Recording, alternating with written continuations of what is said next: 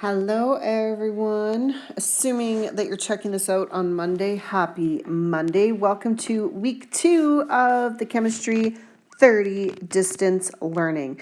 So we're still in the same unit, guys, but moving on to different focuses. Focus today is going to be on this one right here, oxidation numbers. And let's jump right into it. As before, you should follow along with your notes, guys, the ones that are up on the Google Classroom, so that you can get the most benefit out of this. So first things first, I just want you to think back to basic math. If we had some unknown number added to another unknown number, added to 3 of a third one, and you're told they're all equal to 0. And then what if I said to you, okay, now, what if I tell you that A is equal to +1, C is -2, and B is actually the only thing you don't know? This honestly is an elementary level problem. You'd be doing this in grade 6 or maybe grade 7. Now, the reason why I'm showing you this is because what we're working into here, these oxidation numbers, really relates into simple algebra, right? So if this was our question for real, we would plug in +1 for A, and we'd add that to B, our unknown, and then we plug in 3 times that -2, and we still know that the whole thing equals 0. What do we got now? We got +1 plus some unknown B plus whatever 3 times -2 is, which is -6, equals 0. Keep going. B plus -5, or collecting like terms, equals 0. Add 5 to each side, and suddenly B is equal to +5. That's simple. Guys, don't get lost in the math of today. The type of math that we're doing is no harder than what I just showed you. Okay, let's keep going. So before we do anything else, I just want to remind you a little bit about electronegativity. It's been a long time since you've probably thought about this. This is back in Chemistry 20 and the very beginning of Chemistry 20. So by definition, electronegativity is how good an atom is at attracting electrons in a chemical bond, right? And ultimately, when you consider electronegativity, the values for it are all on the periodic table. So, for example, I want you to take something like water, right?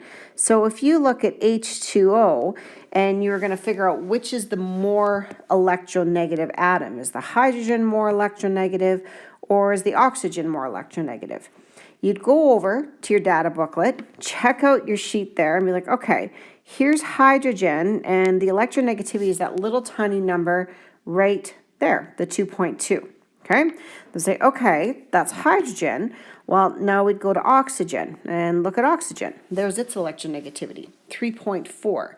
So when you compare those two, we're comparing 3.4 to 2.2. Well, it's fairly obvious that oxygen has the higher electronegativity.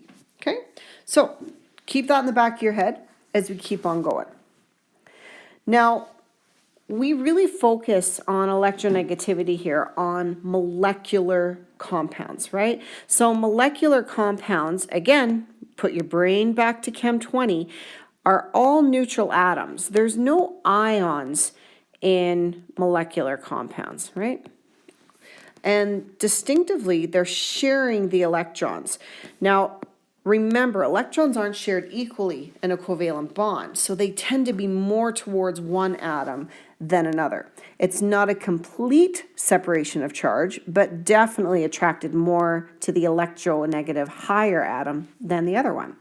And this is just one of those goofy cartoons. I always show this to my Chem 20s, right? So you can imagine we've got oxygen hanging out with oxygen. We have chlorine hanging out with chlorine. Those are diatomic type ones. And then we have a different situation like this, which is H2O. Or we have another circumstance here, which would be HCl, right? All still covalent molecular compounds, just not everything is shared equally. Okay, let's keep going. This distribution of charge helps give us a good idea about the oxidation state of individual atoms. So what we do here is it's sort of a theoretical type value, okay? The oxidation state ends up being the net charge if, and this is a key word, if the electrons belonged entirely to the more electronegative atom. Now, this doesn't actually happen. It is a sharing, but we imagine that they're completely with one versus the other to figure out that oxidation state. So, again, I go back to this statement, electronegativity, how well an atom can attract electrons in a chemical bond. Don't lose sight of that. We'll revisit it again in a moment. Here's our new theme though, oxidation numbers. So guys, oxidation numbers can be a variety of different things. They could be a positive integer, they could be a negative integer, or honestly, they often end up being a fraction, okay? So it's not by any means always a whole number. And the whole point is representing the oxidation state of those atoms. There's a number of different rules that come into play here. And one of them is knowing these common oxidation numbers. Now, for these ones in particular, you need to make a real point that you're going to memorize these. The faster and the sooner that you start to memorize them, the better. It'll make your life easier. Okay, sorry, my pen went funny. That's supposed to say memorize. Now, any element that's by itself, and what I mean by that is situations, for example, if you have just H2 gas, that's considered an element by itself. Or if I have copper solid metal, that's an element by itself. So both of these have an oxidation number of 0. Usually with oxidation numbers, you get into a habit of writing them above. Now the next one, let's say in a compound, hydrogen in particular follows a rule most of the time. So for instance, let's say we have hydrochloric acid. In hydrochloric acid, that hydrogen would have a positive 1 charge. Okay, memorize it. And you continue on, if we have a compound with oxygen in it, so for instance, maybe we have again water, H2O liquid. In this situation, we would have again oxygen -2 as the oxidation number. Monoatomic numbers, monoatomic ions, if you remember what a monatomic means, it means it's only got one possible charge. So for instance, iron is not a monoatomic ion. It has more than one possible ion charge. Whereas another thing like say calcium would be monoatomic. So take for example, CaCl aqueous. In this one, calcium only ever has a 2+ charge. That's it. Same thing with chlorine then, it's going to have a 1 negative charge. If you're given a situation where you're given the charge and it's something like this, H+ all by itself, take the charge that's on it, +1. It's actual charge. Okay, let's keep going. Keep those in the back of your head. Now, if you're going to assign oxidation numbers to the following, then you're going to have to go back and use those rules that we were just talking about, okay? So remember, hydrogen in a compound is always going to be +1. Oxygen in a compound is always going to be -2. So this is a good starting point. Go through the reaction and assign all those hydrogens and all the oxygens because you know what they're going to be. And this starts to make it a lot easier. Okay, let's go back to that example and continue on through it. If you take the chloride ion, well, what ion charge does chlorine usually form? A -1. And that's exactly the charge it gets. Same thing if we move on to sodium. Sodium, when it becomes an ion, has a charge of +1. So that's the charge we give it inside of this compound. Keep going to the very end, same thing applies. There's that sodium ion, +1 charge, because that's the charge it would usually be, and chloride, -1. All right, move on to B. Zinc is an atom by itself, which means it has a net charge of 0. Continue on here. This one gets a little bit harder. Copper is one of those multivalent ones, but consider something. Chlorine has a -1 charge, and there's 2 of them. Well, you've done this back in Chem 20 and even Science 10. How do you figure out the charge? You know that the entire compound has a net charge of 0. So if we have 2 chlorides, each contributing a -1 charge, that's a total of -2. The only thing that bounces out a -2 is a +2. So copper is copper 2+ in this case. Okay, go to copper solid again, just an atom, an element, it's at 0. And we go over to our zinc chloride, and chlorine ion is going to be a -1 charge, which means that zinc, because again there's 2 of those chlorides, is going to be +2. That's just the beginning, guys. Playing around with numbers. Now, this is at its most basic how oxidation numbers work, but you got to be aware that there's a few other exceptions and rules that come into play. First thing, make sure you memorize these again, please. These are 2 exceptions that are important for you to be aware of. In metal hydrides, and I give you an example of one there. A metal hydride is when the hydrogen ends up having a -1 charge instead of that usual +1. Only happens when it is in an ionic compound with a metal. Okay? Next scenario that comes up is peroxides. And peroxides are those special circumstances where oxygen doesn't have that usual -2 charge, it has a -1. So essentially anytime you see language where it says per and an oxide after that, this is going to come into play. Okay, you're not going to see a whole lot of that, to be honest with you, normally in Chem 30. You're especially not going to see a lot of it this semester, if any. Okay, let's go through a few more rules. The first rule is exactly what I just taught you to do. Assign all those common oxidation numbers, which means going back to that list, 1, 2, 3, 4, do those first. The next thing, which you're probably already trying to see and figure out, is that the oxidation numbers are always going to add up to the charge on the molecule. Now, if it's a molecule, they're going to add up to 0. And vice versa, they'll add up to the charge on an ion. And if it's an ion, well, it's just going to be whatever the net charge is.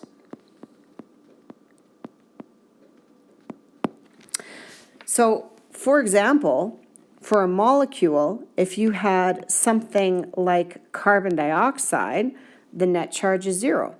Vice versa, for an ion, if you had the carbonate ion, the net charge is going to be 2 negative. Okay, check out these 2 examples. You've got them in your notes. Go to the really common oxidation numbers first. So hydrogen, automatically +1, but be aware that there's 5 of them. Okay, we have another hydrogen over here, +1, and now we're up to 6. Oxygens, there's 2. Each oxygen has a net charge of -2. So that leaves us with our single unknown of carbon. Think back to that little easy math problem that I gave you at the beginning. Look at your total number of carbons. We have 6 of them here, but we have another one here. So that means 7 carbons in total are coming into play. Hydrogen, similar type thing. We've got 5 of them here plus another one. So we're dealing with a total of 6 hydrogens. We also have 2 oxygens coming into play. All of those together are going to add up to a net charge for that molecule of 0. Let's start plugging in the charges you know. We still don't know our carbon. So 7 carbons plus hydrogen is +1. 6 times +1. Make sure you include the charge, guys. If you mess that up, this won't work out. Plus 2 times oxygen is -2, so 2 times -2. Again, this has to all add up to 0. Think of what you got. +6 is going to be added to -4, right? +6, -4. That means we've got 7 carbons plus a total charge of 2 is going to give us 0. Simple algebra. Get the C by itself. That's our goal. How do you do that? Well, you got to subtract the 2 from both sides. -2, -2. On this side, it cancels out. Now we have a total of 7C is equal to -2, right? 0 minus 2 is -2. Again, your goal is to isolate that carbon. Divide by 7, divide by 7. Those cancel out. This is your charge on that carbon. So I always go back again and write it out. Remember I said fractions can certainly happen. -2/7 is your oxidation number on carbon. This second carbon over here has the exact same oxidation number, right? So all of the same elements in the same molecular compound will have identical oxidation numbers. All right, let's try another one. Make sure that's making some sort of sense for you. Going on into this nitrite. So remember, oxygen is common, assign it first. -2 charge, no big deal. Nitrogen, on the other hand, we're not sure what that charge is going to be. So start to go through it. Nitrogen, there's one of them. So a single nitrogen added to, we've got 2 oxygens, 2 times -2, equals the charge this time is different. It's a -1 charge. So that has to be noted, equals -1. All right. N added to -4 equals -1. Basic algebra. Add 4 to both sides.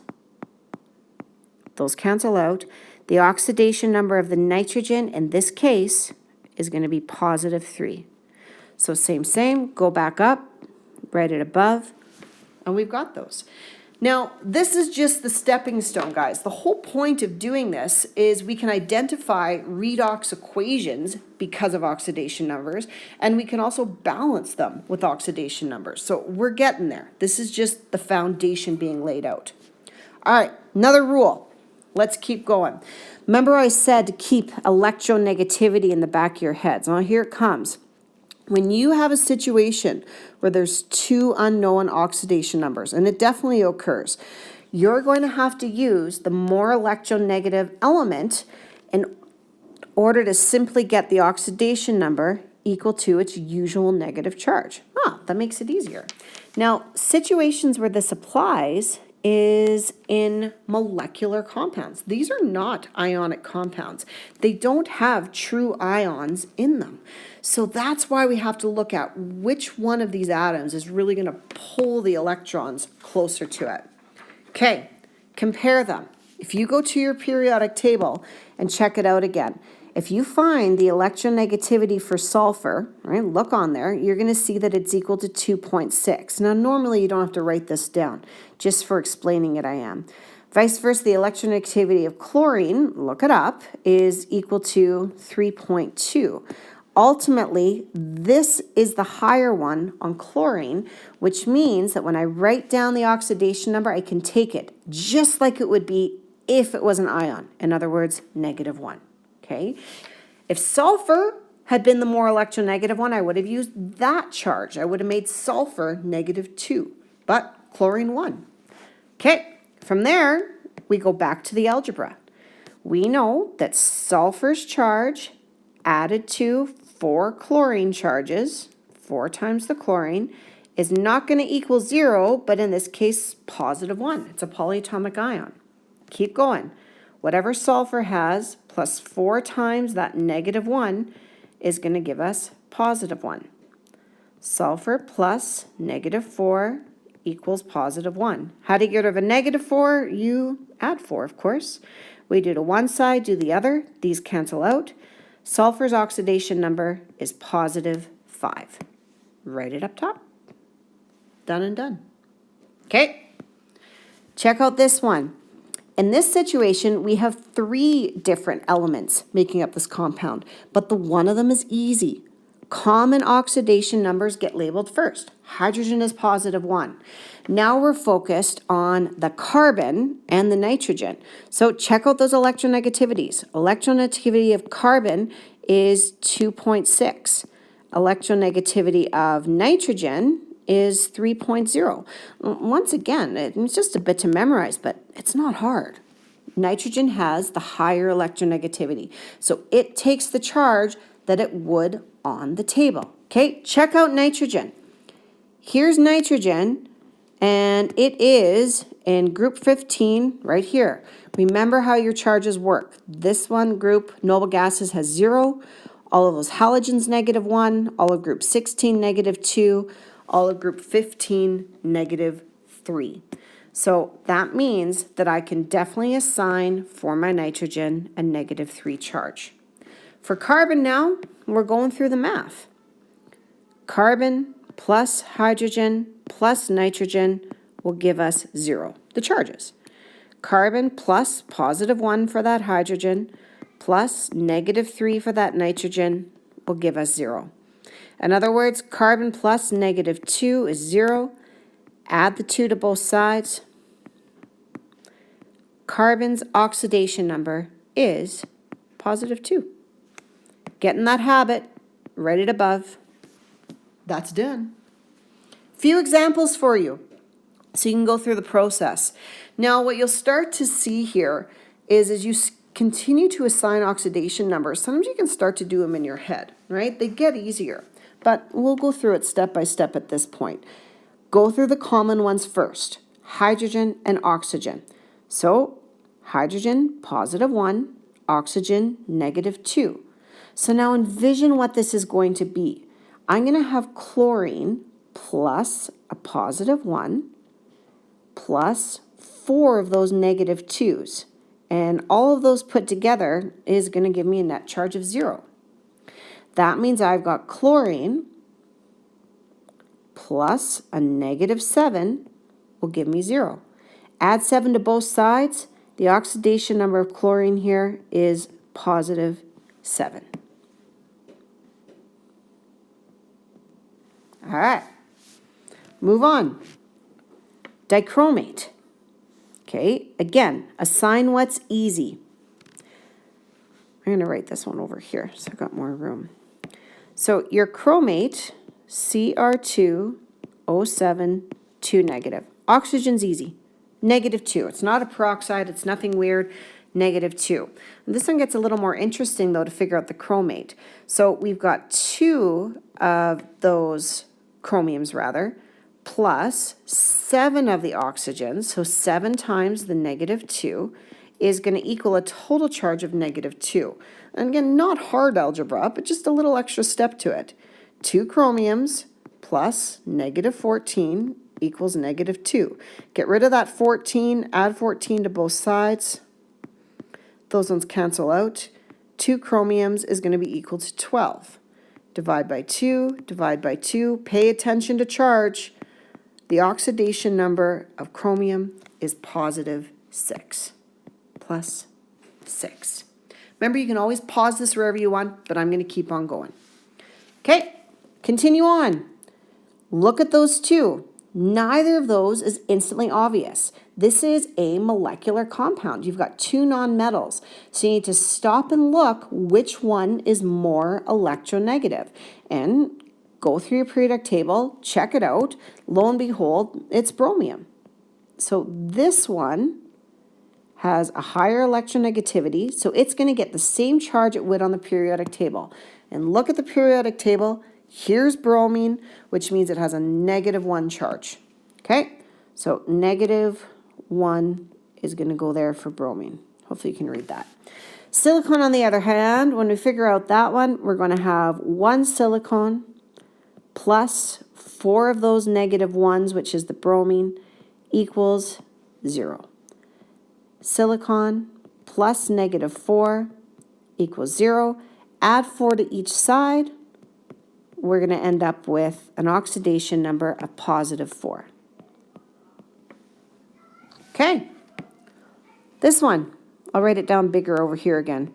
C2H5OH. Hopefully this is starting to feel better. Assign what's familiar, what is common, the hydrogens, the oxygen. Keep going. 2 carbons plus, don't split up these hydrogens, put them all together. There's 5 plus 1, 6 hydrogens, 6 times the +1, plus that singular -2 is going to equal 0. Okay, 2 carbons plus, we've got +6 plus 2, plus -2, which is going to be a plus +4 to give us 0. -4 from both sides, 2 carbons is going to be equal to -4. Divide by 2, divide by 2. Carbon's oxidation number is -2. Oops. -2. There we go. 2 more. What I would recommend you do at this point is pause it. Try this on your own. See if you can figure it out, and then keep listening to me to catch it. So oxygen is -2. Manganese, go through the same process. Think 3 times -2 is going to be -6. What are you going to add to a -6 that's still going to give you a -1? Oh, it's going to be a +5.